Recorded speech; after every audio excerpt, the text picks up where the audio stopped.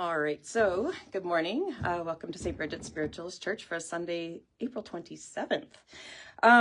So I just wanted to remind everybody that on May 10th, we have a tea. So it'll be from 10 till 2. So please bring your friends, come down for readings. I think they're $30, 20 minutes. And so yeah, we've got readers and we've got healers. So please come down, join us. That's how we keep our doors open.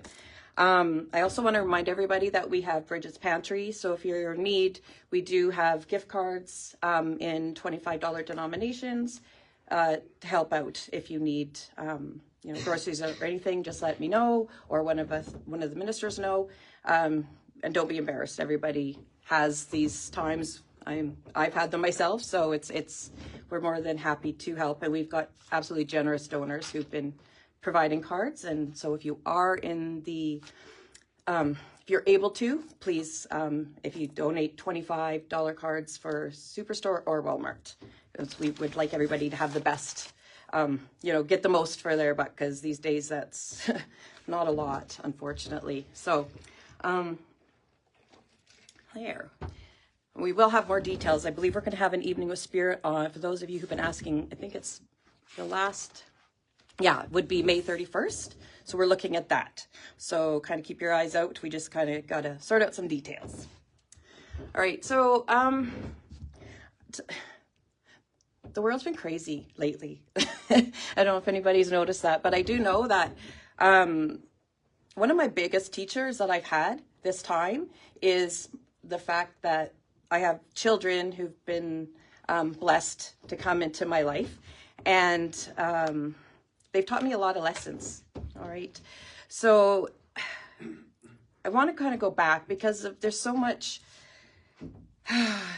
everybody's fighting, whether you're fighting about who your political party beliefs are, or whether or not, something medical or whatever. Everybody seems to believe that everybody needs to be on their path. Everybody's trying to push whatever they feel.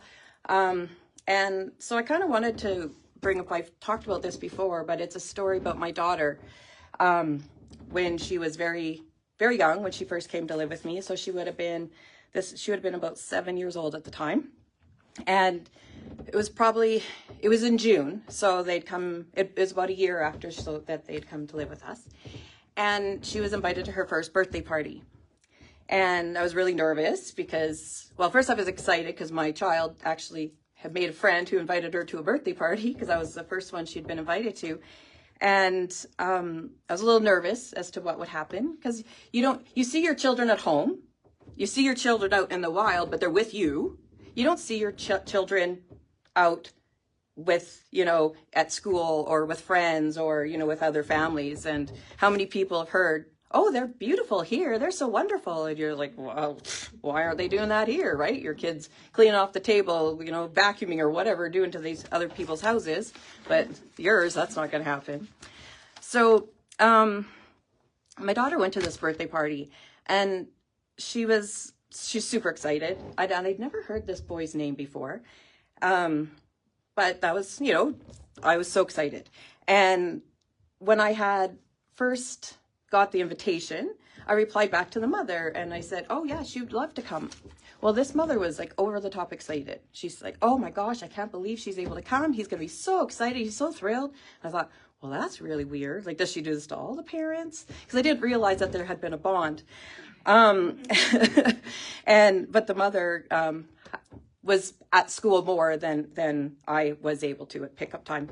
So I dropped her off and she was super excited. She had to have like her perfect outfit and had to have the perfect gift and everything.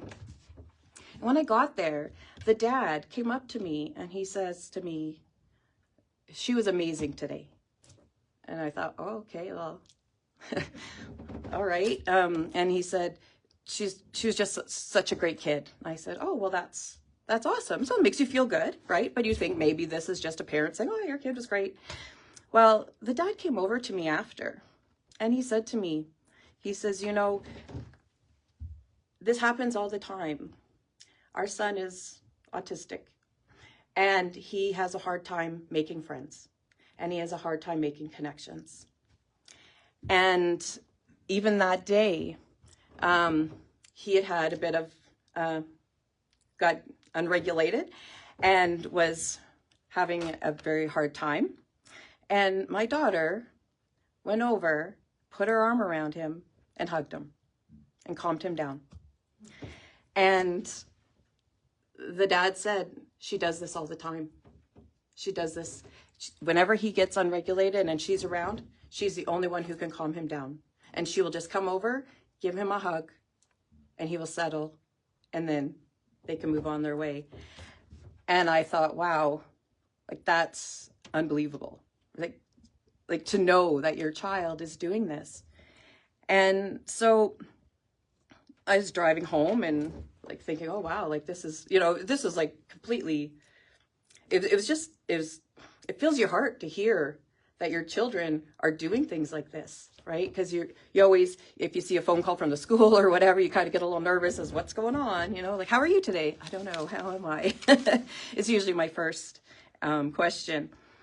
But I said to my daughter, I said, honey, like what's going on? Like what, tell me about this. I didn't know about this.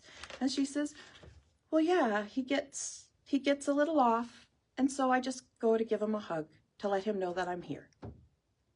And this is a 7-year-old saying this about another child who's different, who's obviously struggling. And that was her way to help. And she says it's easy to know when he needs that, because she can feel it. She can feel his vibrations.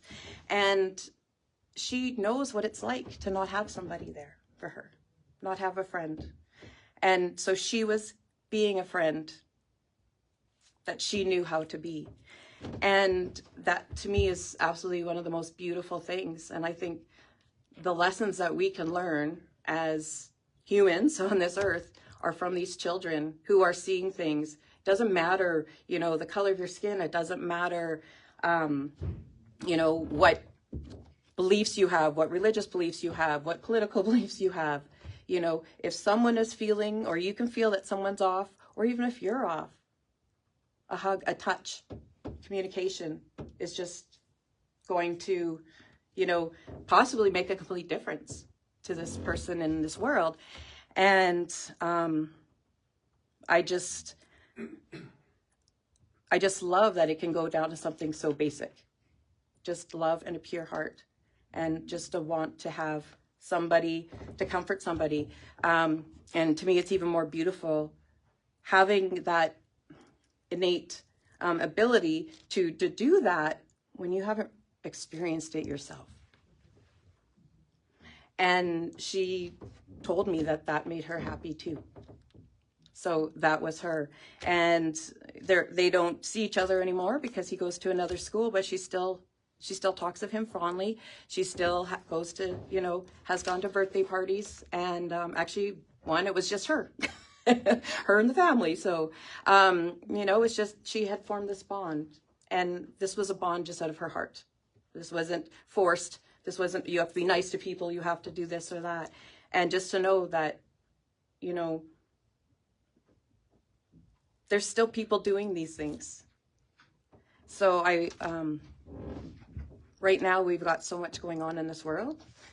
I think we really need to start dialing back our own opinions, not taking away who we are and what we believe, but knowing that it doesn't matter what that other person's facing, what this other person believes. Sometimes they just need your love. Sometimes they just need a gesture of kindness. They just need to know that they matter as well.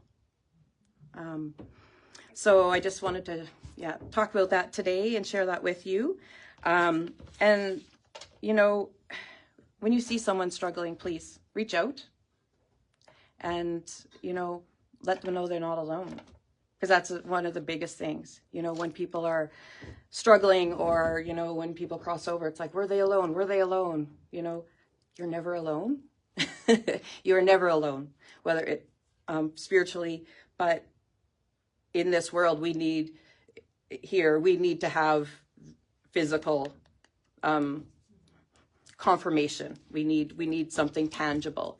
And that's why a lot of times, if I give readings, I'll feel like I need to give, you know, like a crystal or something out to somebody. And that's spirits telling me. I will actually carry them in my pocket if I go for a reading because I'm told to, like, I know which ones to grab. And it's spirit's way of giving you something tangible to know that they've come through. So I challenge everybody to be that 7-year-old little girl going out and expressing, you know, just being there for people, for what they need, and to let them know you're not alone. You don't need words. You just need to share your vibration, your kindness, your love with each other. All right. So I will just say goodbye to those of you online, and we'll see you tomorrow, or not tomorrow, next Sunday.